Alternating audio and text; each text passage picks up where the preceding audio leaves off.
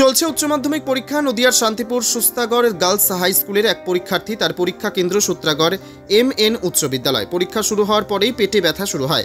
শান্তিপুর থানার পুলিশ প্রশাসন, বিদ্যালয় কর্তৃপক্ষের সহযোগিতায় তাকে ভর্তি করা হয় শান্তিপুর স্টেট জেনারেল হাসপাতালে। খবর দেওয়া হয় পরিবারকে। এরপর হাসপাতালে একটি আলাদা কক্ষে শান্তিপুর থানার পুলিশ প্রশাসনের সম্পূর্ণ নিরাপত্তা দিয়ে পুনরায় পরীক্ষা শুরু করা হলেও শারীরিক অবস্থার অবনতি ঘটায়। তার চিকিৎসার কারণে দীর্ঘক্ষণ পরীক্ষা দিতে পারে না সে।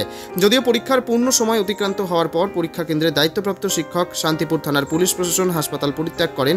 একই সাথে তার খাতা নিয়ে যান বিভাগীয় আধিকারিক।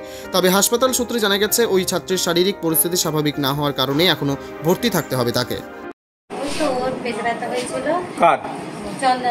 আপনার কে হয়? আমার মেয়ে। আচ্ছা, উচ্চ মাধ্যমিক দিচ্ছিল? হ্যাঁ, উচ্চ মাধ্যমিক পরীক্ষা উচ্চ মাধ্যমিক দিচ্ছিল।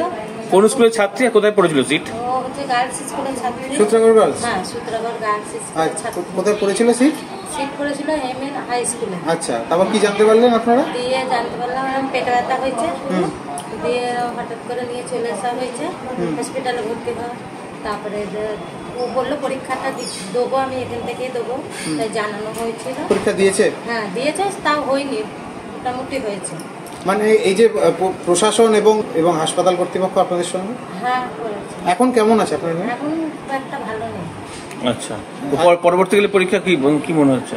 পরবর্তী পরীক্ষা তো আর একটা বাকি আছে, দেখি ওটা দিতে পারে কি সমস্যা কি। ডাক্তারবাবু কি বললেন ছুটির ব্যাপারে? ডাক্তারবাবু কি এখন কিছু বলিনি। হ্যাঁ, এখনো চিকিৎসাধীনই আছে? হ্যাঁ হ্যাঁ। আপনার নাম, পরিচয়?